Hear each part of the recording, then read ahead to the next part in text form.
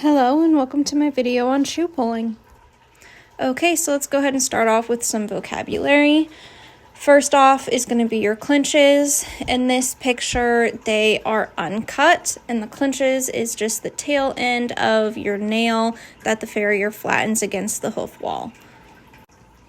Next up is the rasp. This is going to be used to rasp those clinches clean off, so that it is easier to pull the shoe off without taking hoof wall as well.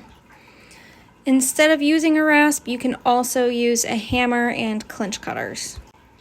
Next up is the shoe puller. So this is what we are going to use to get in between the shoe and the hoof wall to actually pull that shoe off. So the last thing you're going to need is the nail pullers. The nail pullers have a narrower head than the shoe pullers, and that's going to allow us to get into the nail head grooves so that we can grab those nail heads nice and easily to pull them out. Okay, so now you get to see me actually taking a shoe off of a horse. This horse was ready to get a new pair of shoes, so that is why we are pulling it.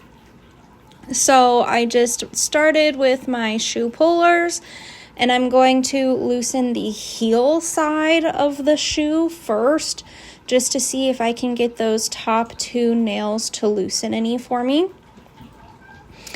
The next thing I'm going to grab is my nail pullers, and I'm just going to go in and get those first two nails out.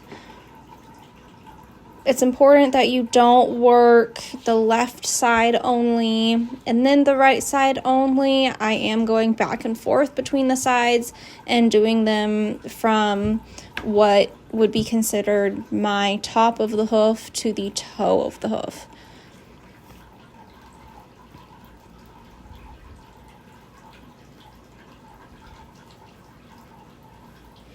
This nail was a bit tougher for me, so I had to go in with my shoe pullers and loosen it up again.